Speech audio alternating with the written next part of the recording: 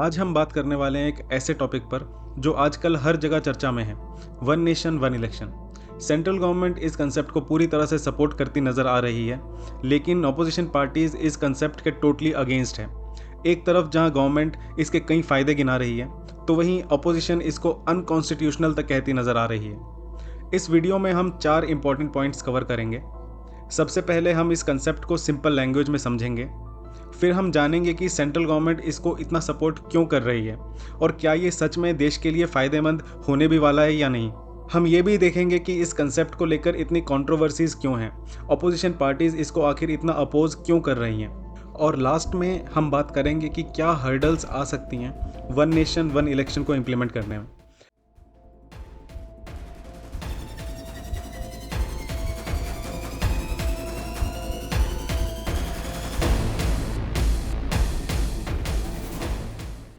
सबसे पहले कुछ बेसिक चीज़ें बहुत ही ब्रीफ में बस 1 मिनट में समझ लेते हैं। जैसे कि लोकसभा इलेक्शंस ये वो इलेक्शंस होते हैं जिसमें हम अपनी अपनी कॉन्स्टिट्यूंसीज में किसी भी पार्टी के प्रत्याशी को चुनते हैं और जीतने वाला प्रत्याशी मेंबर ऑफ पार्लियामेंट यानी कि एमपी बनता है लोकसभा का। और जिस भी पार्टी के एमपीज मेजोरिटी में होते हैं वो मिलकर प्राइम मिनिस्टर का नाम प्रपोज करते हैं, जिसको finally president of India appoint करते हैं। ठीक उसी तरह से स्टेट असेंबली इलेक्शंस में भी हम एमएलएज को चुनते हैं और जिस पार्टी के एमएलएज मेजोरिटी में होते हैं वो चीफ मिनिस्टर का नाम प्रपोज करते हैं, जिसको फाइनली गवर्नर अपॉइंट करते हैं। ऑलमोस्ट सिमिलर प्रोसीजर फॉलो होता है डिस्ट्रिक्ट लेवल पर म्यूनिसिपैलिटीज़ या म्यूनिसिपल कॉरपोरेशन में, जहां मेयर या चेयरमैन को अपॉइंट किया जाता है। और ठीक वैसे ही विलेज लेवल पर ग्राम पंचायत में सरपंच या पंचों को इलेक्ट किया जाता है। अब मेन टॉपिक पर आते हैं। वन नेशन वन इलेक्शन एक वो कंसेप्ट है जिसमें लोकसभा इलेक्शंस, सभी स्टेट असेंबलीज के इलेक्शंस, म्यूनिसिपैलिटी इलेक्शंस और पंचायत इलेक्शंस को पूरे देश में एक साथ या एक पर्टिकुलर टाइम फ्रेम में करवाने का प्लान है। सिंपल भाषा में ये सब इलेक्शंस एक ही साल में करवाने का प्लान है। 2 सितंबर 2023 को गवर्नमेंट ने 8 मेंबर्स की एक हाई लेवल कमेटी को कॉन्स्टिट्यूट किया वन नेशन वन इलेक्शन की फिजिबिलिटी और चैलेंजेस को स्टडी करने के लिए। इस कमेटी को भारत के पूर्व राष्ट्रपति श्री रामनाथ कोविंद जी ने हेड किया। इस रिपोर्ट में लोकसभा इलेक्शंस और स्टेट असेंबली इलेक्शंस को एक साथ करवाने का प्लान है और बाकी के लोकल बॉडी इलेक्शंस जैसे कि डिस्ट्रिक्ट लेवल और विलेज लेवल के इलेक्शंस लोकसभा और असेंबली इलेक्शंस के 100 दिनों के अंदर करवाने का प्लान है। इसके अलावा अगर स्टेट गवर्नमेंट या सेंट्रल गवर्नमेंट टाइम से पहले डिसॉल्व हो जाती है तो उस केस के लिए भी प्रोविजन सजेस्ट किए गए थे इस कमेटी की रिपोर्ट में। अभी 2029 में ये सारे इलेक्शंस एक साथ करवाने का प्लान है और इस कमेटी की रिपोर्ट के मुताबिक जिन स्टेट्स में 2025 में इलेक्शंस होंगे उनका टर्म 2029 में ही ख़त्म कर दिया जाएगा, यानी कि 4 साल में ही। और जिन स्टेट्स में 2028 में इलेक्शंस होंगे उनका टर्म 2029 में ख़त्म कर दिया जाएगा, यानी कि जस्ट 12 महीनों में। इस कमेटी की रिपोर्ट के मुताबिक देश की 32 पॉलिटिकल पार्टीज़ ने और इंडियन जुडिशरी के बहुत से हाई रैंकिंग रिटायर्ड मेंबर्स ने भी इस प्रपोजल को अप्रूव किया। इसके अलावा पब्लिक से लिए गए टोटल 21,000 सजेशंस में से अप्रॉक्सीमेटली 80% सजेशंस इस वन नेशन वन इलेक्शन के प्रपोजल्स के फेवर में थे। फिलहाल देश में अलग अलग लेवल्स पर किसी न किसी जगह चुनाव होते रहते हैं, या तो लोकल पंचायत और डिस्ट्रिक्ट लेवल पर या फिर स्टेट और सेंट्रल लेवल पर। जैसे 2023 में छत्तीसगढ़, राजस्थान, मध्य प्रदेश, तेलंगाना में स्टेट असेंबली इलेक्शंस करवाए गए थे और उसके अगले ही साल 2024 में लोकसभा के इलेक्शंस करवाए गए। लोकल म्यूनिसिपैलिटी और विलेज लेवल्स पर तो इलेक्शंस चलते ही रहते हैं किसी न किसी स्टेट में, और इन सब इलेक्शंस पर गवर्नमेंट बहुत से रिसोर्सेज को खर्च करती है, जैसे कि time, money, man power etcetera. Bharat में पहले जनरल इलेक्शंस 1951 से 1952 में करवाए गए। उसके बाद 1967 तक लोकसभा इलेक्शंस और स्टेट असेंबली इलेक्शंस एक साथ होते रहे। दोनों इलेक्शन की साइकिल्स सिंक्रोनस थी। इसके बाद 1968 और 1969 में कुछ स्टेट गवर्नमेंट्स डिसॉल्व हो गई और इसके बाद 1970 में लोकसभा के अर्ली टर्मिनेशन की वजह से ये जो सिंक्रोनिसिटी थी लोकसभा और स्टेट असेंबली इलेक्शंस के बीच में वो ब्रेक हो गई। आज की डेट में सिर्फ कुछ स्टेट्स में ही असेंबली इलेक्शंस लोकसभा इलेक्शंस के साथ सेम ईयर में होते हैं, जैसे कि अभी 2024 में लोकसभा के इलेक्शंस हुए जिसमें नरेंद्र मोदी जी तीसरी बार पीएम चुने गए, और इसी साल अभी तक हरियाणा, जम्मू कश्मीर, आंध्र प्रदेश, उड़ीसा, सिक्किम यानी कि 5 स्टेट्स में असेंबली इलेक्शंस करवाए गए। अब बात करते हैं वन नेशन वन इलेक्शंस के बेनिफिट्स की। हर एक इलेक्शन में गवर्नमेंट के बहुत से एक्सपेंसेस होते हैं, जैसे कि पोलिंग बूथ्स सेटअप करना, गवर्नमेंट ऑफिशियल्स और सिक्योरिटी पर्सनल्स को पोलिंग बूथ पर डिप्लॉय करना, लॉजिस्टिक्स एक्सपेंसेस। साल 2014 में लोकसभा इलेक्शन में इन्हीं चीज़ों पर गवर्नमेंट के 3870 करोड़ रुपए खर्च हुए। अगर पॉलिटिकल पार्टीज के खर्च की बात करें तो रिपोर्ट के मुताबिक साल 2019 में ही टोटल 50,000 करोड़ रुपए का खर्चा हुआ पॉलिटिकल पार्टीज का, सिर्फ लोकसभा इलेक्शंस में। ये सब खर्चा तो बस लोकसभा इलेक्शंस में था। इसके अलावा हर साल किसी ना किसी लेवल के इलेक्शंस होते रहते हैं देश में, और हर इलेक्शन में ये सारे एक्सपेंसेस ऑलमोस्ट हर साल किए जाते हैं। पोलिंग बूथ सेटअप करने में, सिक्योरिटी और गवर्नमेंट ऑफिशियल्स को डिप्लॉय करने में, लॉजिस्टिक्स में, प्लस पॉलिटिकल पार्टीज का खर्चा भी हर एक इलेक्शन में होता ही है।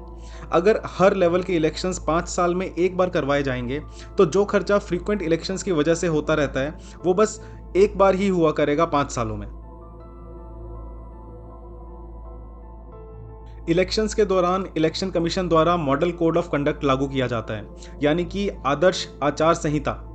और इस दौरान कोई भी नए प्रोजेक्ट की अनाउंसमेंट, फाउंडेशन या इनॉग्रेशन करना इलीगल होता है, क्योंकि ऐसा माना जाता है कि रूलिंग पार्टी को इन प्रोजेक्ट्स का बेनिफिट मिल सकता है इलेक्शंस में। इसी वजह से आचार संहिता के दौरान बहुत से प्रोजेक्ट्स अटक जाते हैं और फिर इलेक्शंस के बाद उन प्रोजेक्ट्स को रिज्यूम करने में काफ़ी टाइम लग जाता है। अगर इलेक्शंस 5 साल में बस एक बार होंगे तो ऐसे कई गवर्नमेंट प्रोजेक्ट्स एटलीस्ट 5 साल स्मूथली चल पाएंगे, जिससे देश के डेवलपमेंट को भी फास्ट किया जा सकेगा। एक रिपोर्ट के मुताबिक इलेक्शंस की फ्रीक्वेंसी को कम करने से गवर्नेंस और डेवलपमेंट एक्टिविटीज़ को स्मूथ किया जा सकेगा, जिससे अप्रॉक्सीमेटली 7500 से 12,000 करोड़ रुपए की सेविंग्स की जा सकेंगी। इलेक्शंस के दौरान बहुत से गवर्नमेंट ऑफिशियल्स अपनी ड्यूटी नहीं कर पाते। किसी न किसी पोलिंग बूथ पर या बैक एंड पर उनकी ड्यूटीज लगा दी जाती हैं, जिस वजह से उस गवर्नमेंट ऑफिस का कोर काम बहुत लंबे समय तक हैम्पर होता है। आज ऑलमोस्ट हर साल कहीं ना कहीं इलेक्शंस होते हैं। सोचिए गवर्नमेंट ऑफिसेज की एफिशिएंसी कितनी कम हो जाती होगी बार बार इलेक्शंस ड्यूटीज़ की वजह से। तो जाहिर सी बात है, अगर ये सारे इलेक्शंस 5 साल में एक बार होंगे तो एटलीस्ट 5 साल तक ये गवर्नमेंट ऑफिसेज सीमलेसली अच्छी एफिशिएंसी के साथ काम कर पाएंगे।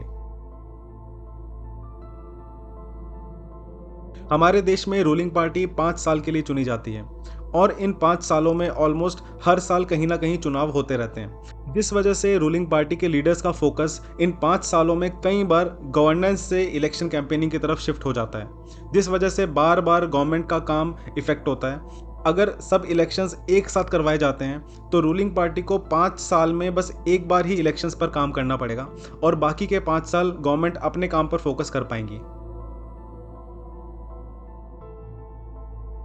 जब भी गवर्नमेंट चेंज होती है किसी ना किसी स्टेट में या फिर सेंटर में, तो नई सरकार के आने पर जनरली देखा गया है कि पुरानी गवर्नमेंट की पॉलिसीज़ को स्क्रैप कर दिया जाता है और नई पॉलिसीज़ इंप्लीमेंट की जाती हैं। अगर सब लेवल्स पर एक साथ इलेक्शंस होते हैं तो सब गवर्नमेंट्स 5 साल तक काम करेंगी और ग्राउंड लेवल पर पॉलिसी इंप्लीमेंटेशन बेटर होगा। एक रिपोर्ट के अकॉर्डिंग अगर 5 सालों में एक बार इलेक्शंस होंगे तो ज़्यादा लोग वोट देने के लिए पोलिंग बूथ्स पर आएंगे। इलेक्शंस को एक नेशनल फेस्टिवल की तरह देखा जाएगा, जिसमें ज़्यादा पार्टिसिपेशन की उम्मीद रहेगी।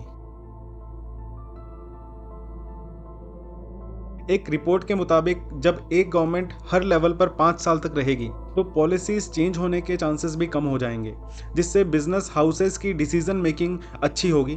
प्लस बार बार इलेक्शंस होने की वजह से माइग्रेंट वर्कर्स को भी बार बार वोट देने के लिए नहीं जाना पड़ेगा, जिससे अल्टीमेटली प्रोजेक्ट्स की स्मूथ प्रोग्रेस इंश्योर की जा सकेगी। इसके अलावा बार बार इलेक्शंस होने से डिफरेंट लेवल्स पर गवर्नमेंट चेंज होने के ज़्यादा चांसेस रहते हैं, जो ईज़ ऑफ डूइंग बिजनेस के लिए भी फेवरेबल नहीं है, क्योंकि गवर्नमेंट चेंज होने पर पॉलिसीज़ में भी चेंजेस देखे जाते हैं। एक रिपोर्ट के मुताबिक वन नेशन वन इलेक्शन से भारत का जीडीपी 1.5% पॉइंट्स तक बढ़ जाएगा, यानी कि 4.5 लाख करोड़ रुपए, जो कि देश के हेल्थ केयर के एक्सपेंसेस का हाफ है। Opposition parties one nation one election के कंसेप्ट को काफ़ी ज़्यादा अपोज कर रही हैं। अलग अलग ऑपोजिशन पार्टीज़ के अलग अलग व्यूज़ हैं। जैसे कि एक रिपोर्ट के मुताबिक ऑपोजिशन का कहना है कि वन नेशन वन इलेक्शन से इंडिया का फेडरल सिस्टम वीक हो जाएगा, रीजनल पॉलिटिकल पार्टीज़ अपना अस्तित्व खो देंगी और इससे सेंट्रल गवर्नमेंट के पास एब्सोल्यूट पावर्स आ जाएंगी। वहीं कुछ पार्टीज का कहना है कि बीजेपी इस कंसेप्ट से देश को प्रेसिडेंशियल रूल की ओर धकेल रही है। उनका कहना है कि अगर किसी भी स्टेट में या सेंटर में किसी भी रीजन से अगर गवर्नमेंट गिर जाती है तो फिर प्रेसिडेंशियल रूल लगाना पड़ेगा जब तक इलेक्शंस की 5 साल की साइकिल पूरी नहीं हो जाएगी। कुछ पॉलिटिकल पार्टीज इसको अनकॉन्स्टिट्यूशनल बता रही हैं क्योंकि एग्जिस्टिंग कॉन्स्टिट्यूशन को अमेंड किए बिना ये वन नेशन वन इलेक्शन के कंसेप्ट को इम्प्लीमेंट नहीं किया जा सकता। इसके अलावा कहीं ना कहीं ऑपोजिशन का ये भी कहना है कि इससे नेशनल इश्यूज डोमिनेट करेंगे इलेक्शंस के टाइम पर और किसी एरिया के लोकल इश्यूज नेशनल इश्यूज के सामने दब जाएंगे। प्लस इसमें नेशनल पार्टीज ज़्यादा अच्छे से एस्टेब्लिश हो जाएंगी जो लोकसभा इलेक्शंस कॉन्टेस्ट करती हैं नेशनल लेवल पर, और लोकल या रीजनल पार्टीज का वर्चस्व खतरे में पड़ जाएगा। वन नेशन वन इलेक्शन को इम्प्लीमेंट करने के लिए इंडियन कॉन्स्टिट्यूशन में बहुत सी अमेंडमेंट्स की ज़रूरत है और इन अमेंडमेंट्स के लिए गवर्नमेंट को पार्लियामेंट के दोनों हाउसेस राज्यसभा और लोकसभा से ये कॉन्स्टिट्यूशनल अमेंडमेंट बिल्स पास करवाने पड़ेंगे। फिलहाल बीजेपी की 240 सीट्स, टीडीपी की 16 सीट्स, जेडीयू की 12 सीट्स और बाकी के अलायंसेस के साथ मिलकर एनडीए गवर्नमेंट के पास टोटल 293 सीट्स हैं लोकसभा में आउट ऑफ 543 सीट्स। तो वहीं राज्यसभा में 121 सीट्स हैं एनडीए के pass out of 233 seats. Report के मुताबिक एटलीस्ट 2/3 मेंबर्स की स्पेशल मेजोरिटी होनी चाहिए गवर्नमेंट के पास दोनों हाउसेस में इस कॉन्स्टिट्यूशनल अमेंडमेंट बिल को पास करवाने के लिए। 2/3 की मेजोरिटी का मतलब लोकसभा में एटलीस्ट 361 सीट्स और राज्यसभा में एटलीस्ट 156 सीट्स का सपोर्ट होना चाहिए गवर्नमेंट के पास इन कॉन्स्टिट्यूशनल अमेंडमेंट बिल्स को पास करवाने के लिए। फिलहाल एनडीए गवर्नमेंट इस स्पेशल मेजोरिटी से थोड़ा दूर नजर आती है। तो अगर इस पर्सपेक्टिव से देखा जाए तो फिलहाल तो वन नेशन वन इलेक्शन को इम्प्लीमेंट करना थोड़ा सा मुश्किल लग रहा है एनडीए गवर्नमेंट के लिए अगर ऑपोजिशन पार्टीज बिल को सपोर्ट नहीं करती हैं। और पूर्व राष्ट्रपति रामनाथ कोविंद जी की कमेटी रिपोर्ट के मुताबिक अगर 2029 में साइमल्टेनियस इलेक्शंस करवाए जाते हैं तो एटलीस्ट 17 स्टेट्स में गवर्नमेंट का टेन्योर 3 साल से पहले खत्म हो जाएगा, जिस वजह से ऑपोजिशन पार्टीज का सपोर्ट मिलना थोड़ा सा मुश्किल नजर आता है। ये बात तो थी पार्लियामेंट में बिल पास करवाने की। किसी तरह से अगर एनडीए गवर्नमेंट दोनों हाउसेस में बिल पास करवाने में कामयाब भी हो जाती है, still one nation one election को भारत जैसे बड़े देश में इंप्लीमेंट करना आसान नहीं होगा। इलेक्शन कमीशन के अकॉर्डिंग ईवीएम्स यानी कि इलेक्ट्रॉनिक वोटिंग मशीन्स की लाइफ मैक्सिमम 15 साल की होती है और एक ईवीएम के साथ और 3 इंस्ट्रूमेंट्स या मशीन्स होती हैं जैसे कि कंट्रोल यूनिट, बैलेट यूनिट और वीवीपैट मशीन्स। साइमल्टेनियस इलेक्शंस को इम्प्लीमेंट करने पर इस ईवीएम सेट की रिक्वायरमेंट डबल हो जाएगी। एक ईवीएम का सेट लोकसभा सीट की वोटिंग के लिए और दूसरा ईवीएम का सेट स्टेट असेंबली सीट की वोटिंग के लिए चाहिए होगा, जिसमें 10,000 करोड़ का खर्चा आएगा हर 15 साल में। इलेक्शन कमीशन के अकॉर्डिंग साइमल्टेनियस इलेक्शंस के लिए around 46 lakh ballot units, 33 lakh control unit और 36 लाख वीवीपैट यूनिट्स चाहिए होंगे। और इतने सारे ईवीएम सेट्स को स्टोर करने के लिए भी और ज़्यादा बड़ी वेयरहाउस फैसिलिटीज़ और ज़्यादा नंबर ऑफ सिक्योरिटी पर्सनल्स चाहिए होंगे। इसके अलावा इतनी सारी मशीन्स के लिए सॉलिड लॉजिस्टिक सपोर्ट्स यानी कि ट्रांसपोर्टेशन के लिए काफ़ी सारी व्हीकल्स की भी रिक्वायरमेंट पड़ेगी। इसी तरह से और बहुत से चैलेंजेस फेस करने पड़ सकते हैं वन नेशन वन इलेक्शन के इम्प्लीमेंटेशन के वक्त। वन नेशन वन इलेक्शन को इम्प्लीमेंट करना फिलहाल मोदी गवर्नमेंट के बड़े एजेंडाज में से एक है। इसको इम्प्लीमेंट करने में बहुत से हर्डल्स आएंगे। स्टिल मोदी गवर्नमेंट अभी कुछ समय में होने वाले पार्लियामेंट के विंटर सेशंस में वन नेशन वन इलेक्शन का बिल पेश करने वाली है। खैर, अब ये तो वक्त ही बताएगा कि one nation one election implement हो भी पाएगा या नहीं, और अगर इम्प्लीमेंट हो भी जाता है तो भी उससे देश को कितना फ़ायदा या नुकसान होता है, ये भी अभी इस स्टेज पर कहना थोड़ा सा मुश्किल है। आप इस वीडियो में कमेंट करके अपने व्यूज़ ज़रूर बताइएगा। अगर आपको मेरा ये वीडियो इन्फॉर्मेटिव लगा हो तो प्लीज़ मेरे इस वीडियो को लाइक और शेयर ज़रूर कीजिएगा और मेरे चैनल को सब्सक्राइब करना ना भूलिएगा। मिलते हैं अगले वीडियो में, तब तक के लिए इजाज़त दीजिए। जय हिंद।